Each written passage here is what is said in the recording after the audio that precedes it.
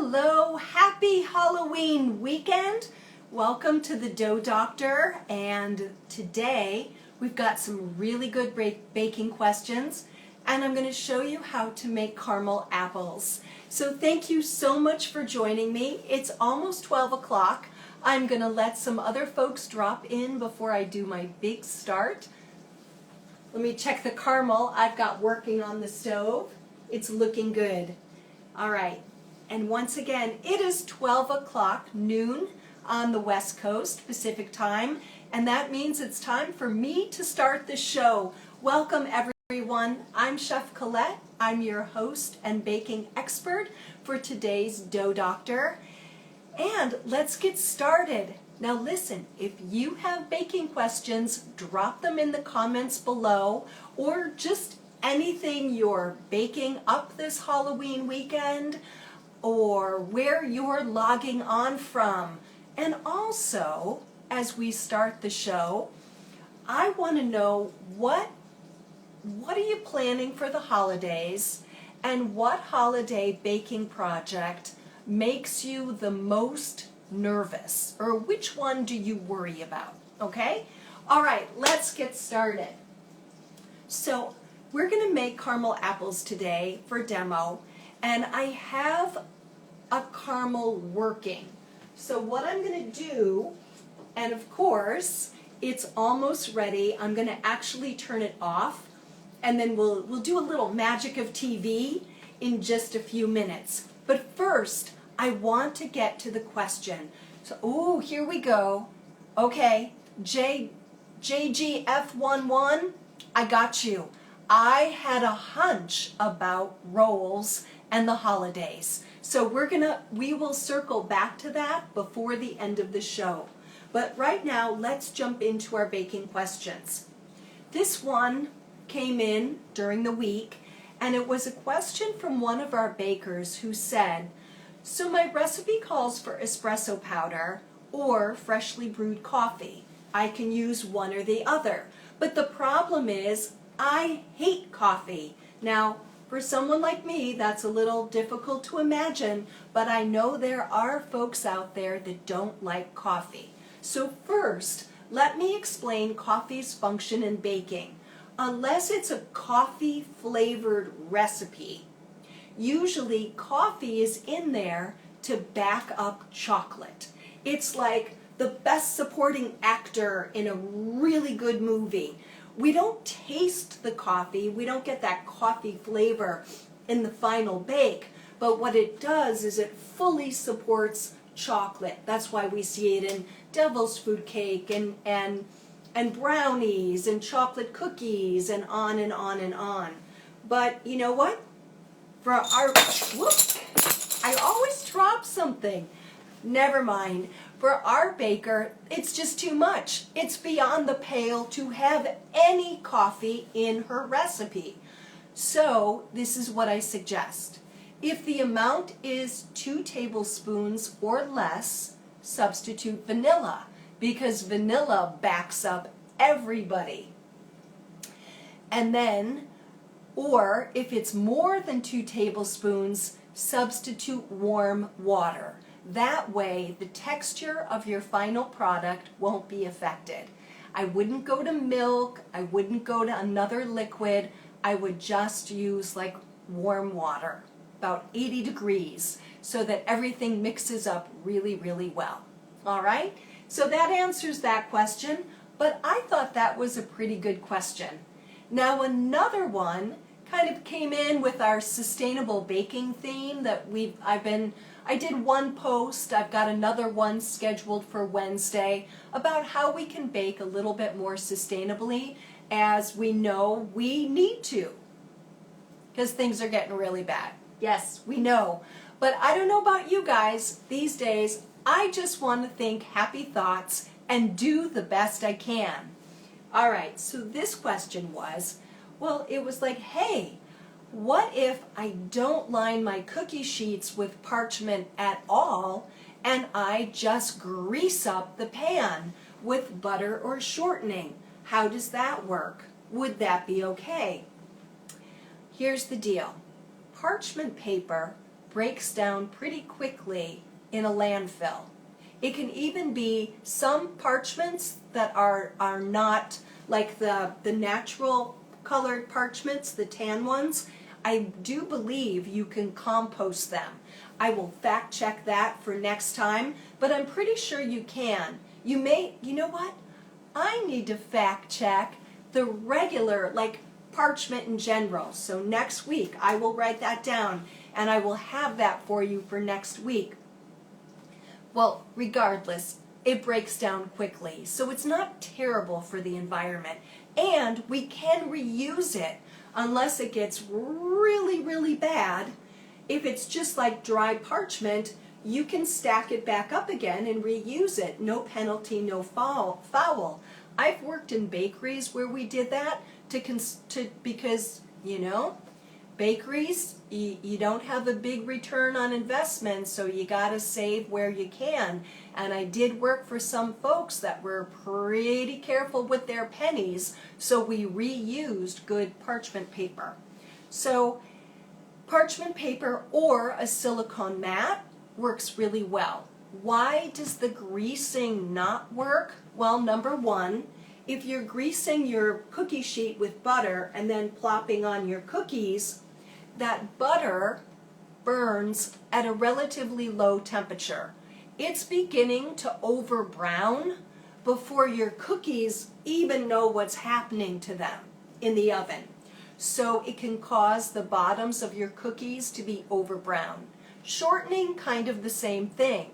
And if you're too heavy-handed with that greasing of a cookie sheet, the other thing that can happen is the fat melts, gets into your cookie dough and can cause your cookies to spread. So the moral of this story is use parchment paper, and then I will find out if we can compost it, or we do know it breaks down relatively quickly and you can reuse it until it's just absolutely dead. I know that for a fact. So line the pan. The moral of the story is line the pan with something.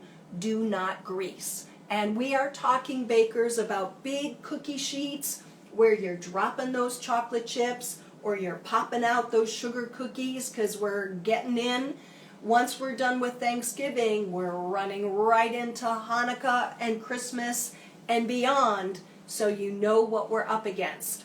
So I thought that was a really good question, and I was glad that one of our bakers was thinking a lot about sustainable baking. So I think we all should be. The two final questions before we go into demo, the two final questions you're going to love, because I was like, whoa! And they were about substitutions. Now, bakers, we know we're going into our heavy baking season, so stock your pantry. And this is the week for butter. Now, I'm not going to go off on my usual butter tangent.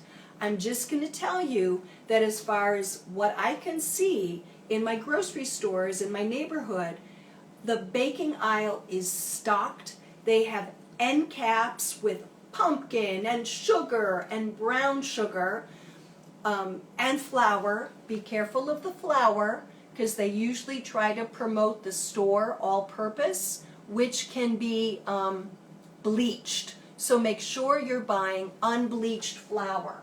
All right? I'm going to turn the caramel on again because there we go. Sorry. So make sure you're buying unbleached flour. My grocery store had butter on sale this week, so maybe check if you're going to do a lot of baking. This could be the next 2 weeks, could be the week to buy your butter.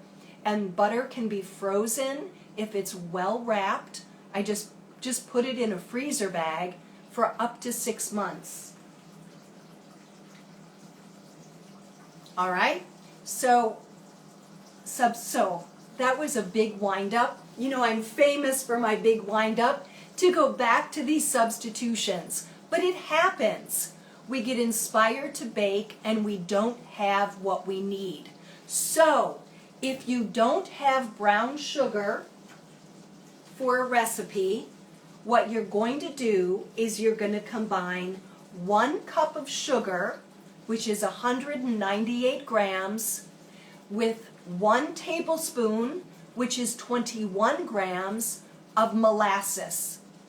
And you're gonna stir that together in a bowl, and then you're gonna when the white sugar turns brown from the molasses and all the granules are coated, you're gonna lay that out on a baking tray like this, something like this, and you're gonna let it just sit overnight and kind of dry out any excess moisture, and then you're good to go.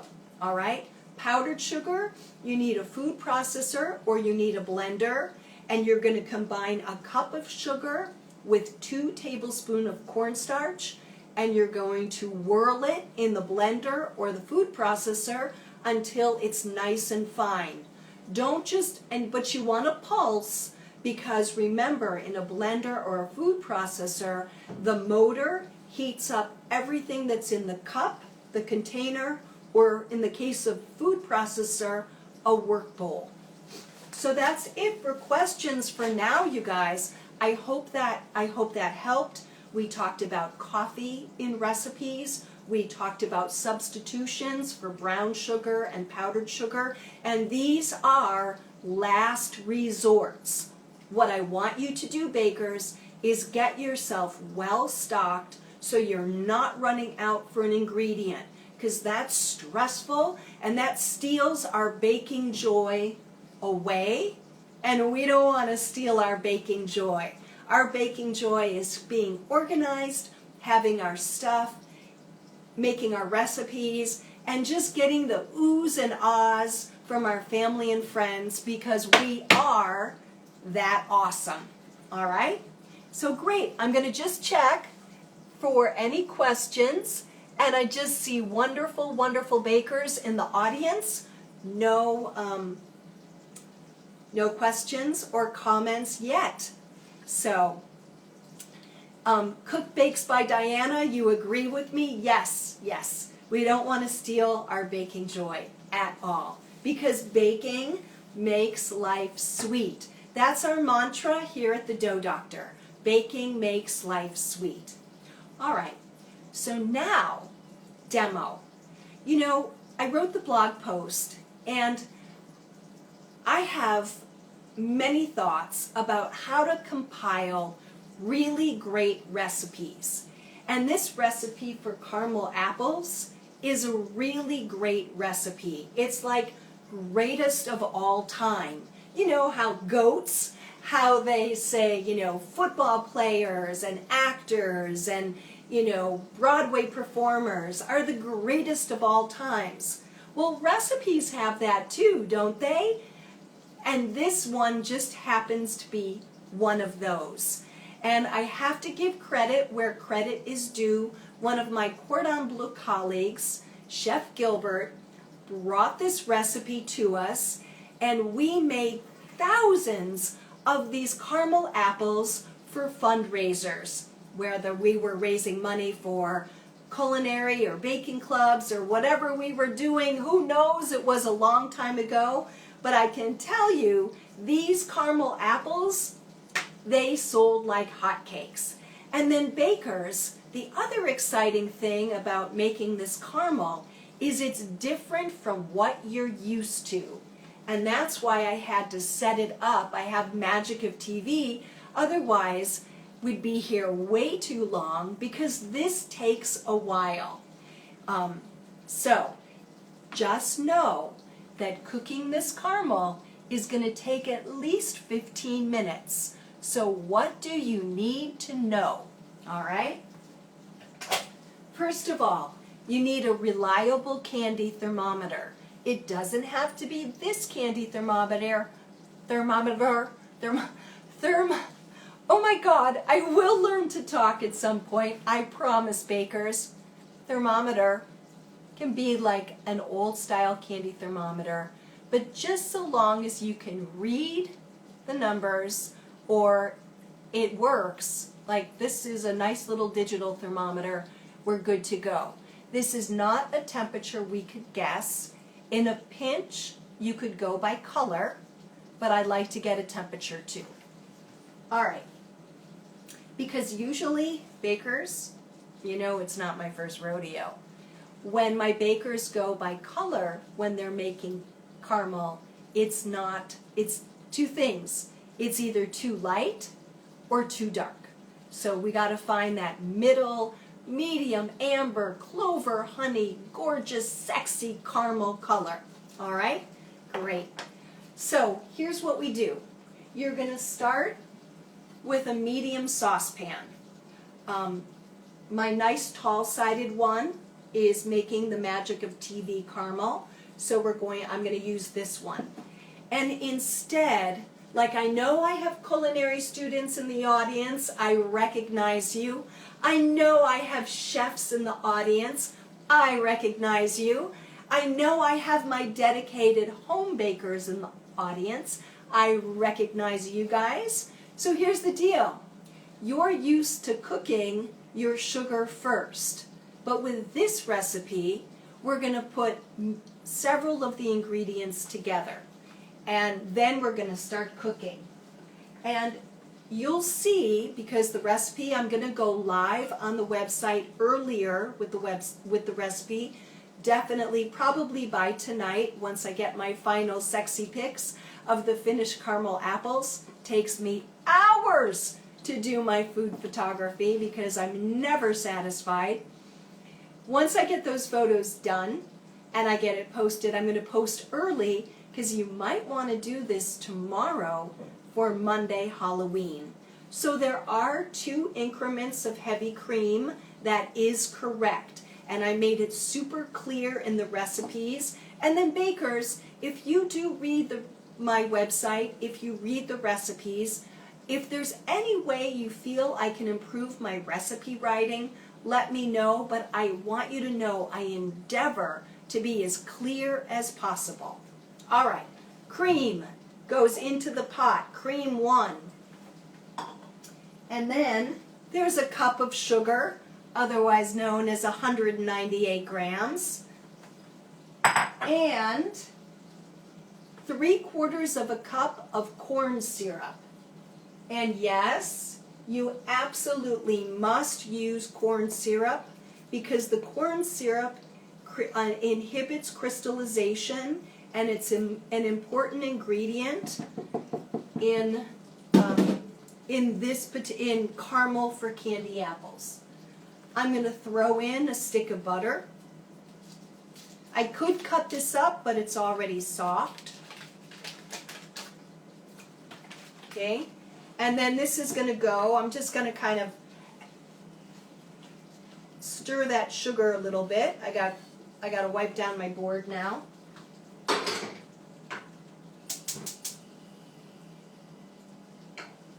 So I'm going to go on medium-high heat just to begin to melt the butter and the sugar. Okay? So we've got that started. All right? Great. And the great thing is, bakers, because there's so much fat in this caramel, the cream and the butter, we can stir it. You know, those of you who are caramel veterans, that when we start our sugar first, and we have it either in like a wet sand consistency, or we're making a dry sugar, we try not to stir it. But when we are making caramel that has a ton of fat in it, we can stir away because the fat molecules are insulating the sugar and they couldn't possibly crystallize, not in that environment. Stirring with some types of caramels, like when we start by cooking our sugar just with a little water, well, that stirring can cause the sugar to crystallize, and then it hardens up in the pot like it just looks like broken glass or ice. It's not good. All right, so let me show you what I have here. I have the caramel, and it's almost out of the pot. It's a beautiful medium amber color. This is the Magic of TV one. I'm going to put it back on the flame, and we're going to stick the thermometer in it. and we're going to see where we're at.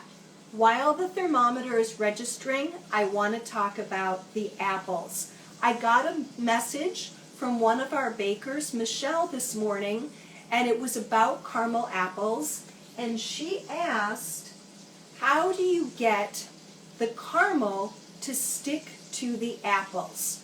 I got you. I totally got you. Almost there. Hold on. Hold that thought, bakers.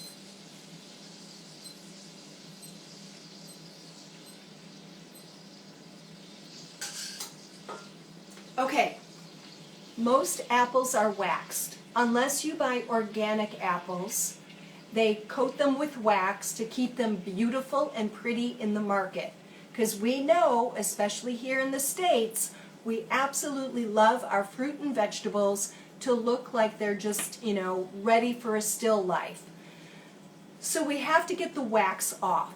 So what I want you to do, the first thing you're going to do is take the stem out of your apples, and you're going to peel off that sticker, and you're going to fill a bowl with warm, hot tap water. And you're going to slushel in some vinegar.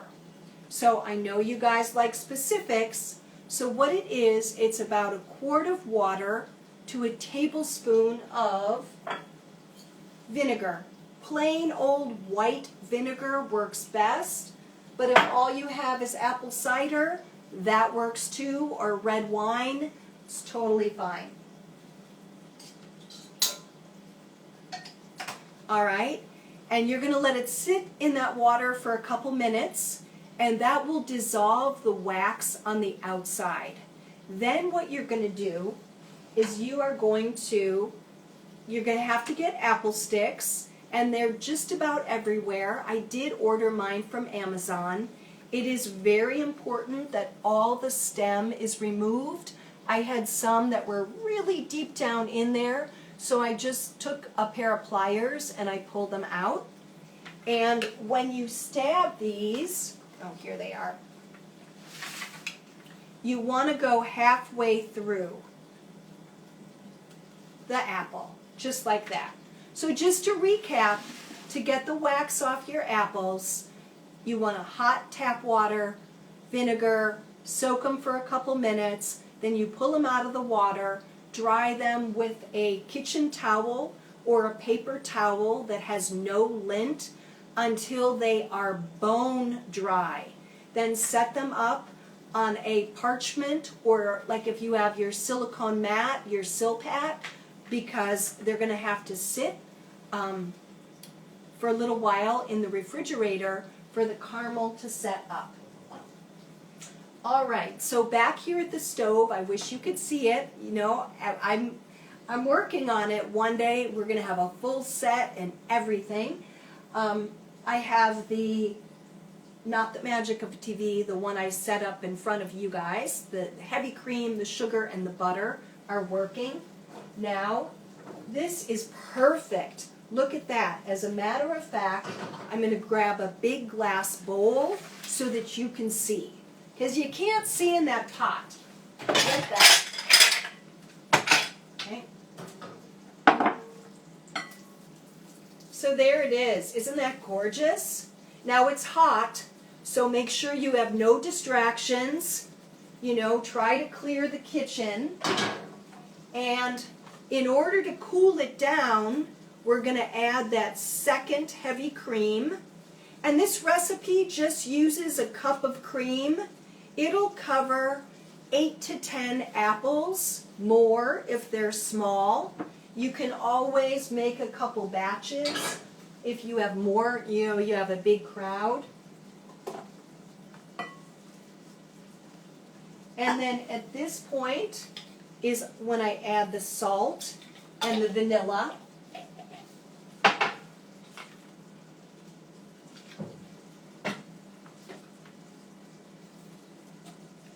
And that's going to cool this down so we can start hopefully dipping.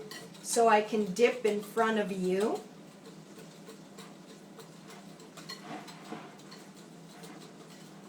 So you can see it went up to 252 degrees. We caramelized that sugar in with all that fat, and that's why it took forever. If you want to go a little darker, you can, but I'm pretty happy with this. All right, now, make sure your apples are dry.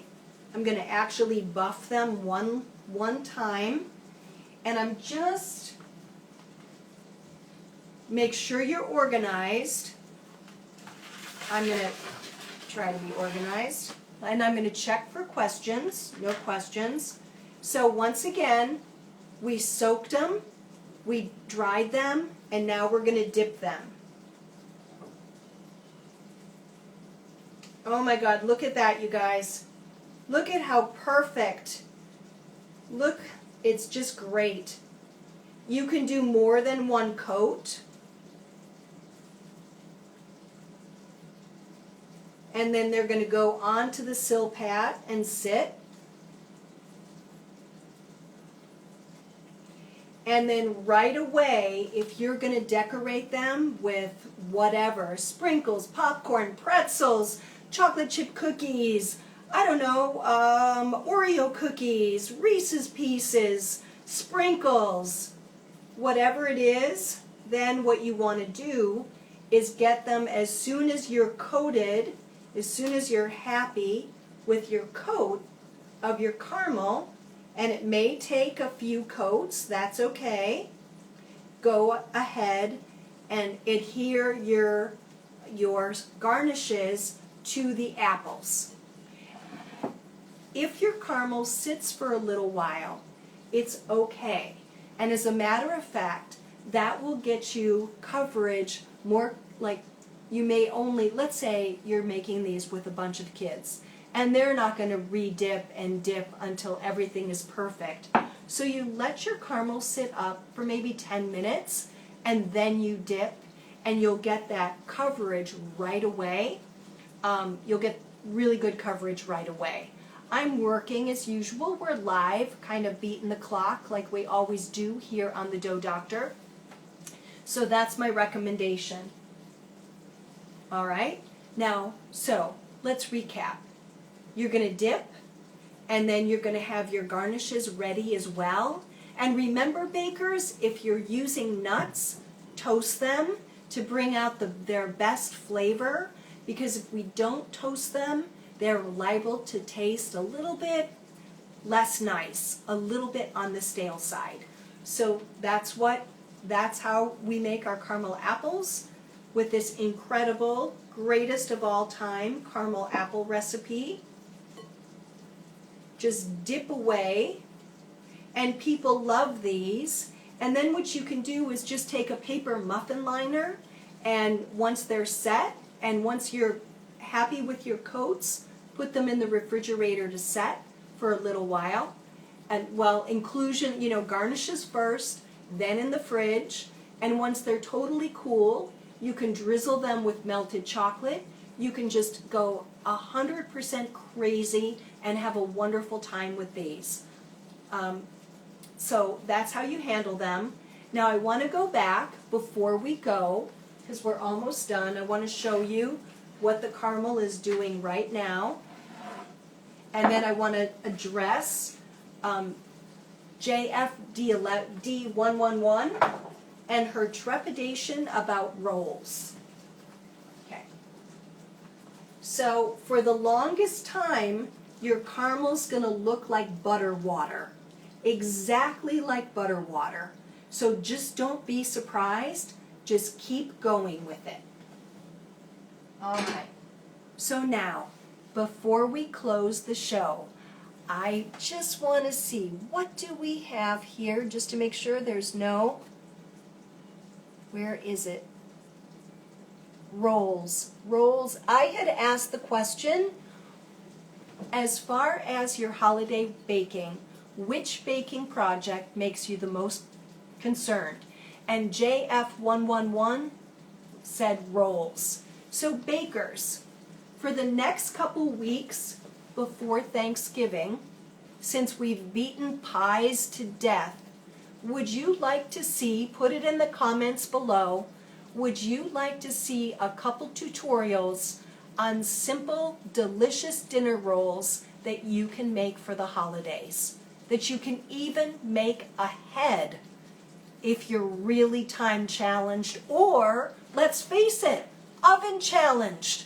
We get so much, we have one oven, maybe two if you have a toaster oven, and then between the turkey and the sides, we're packed.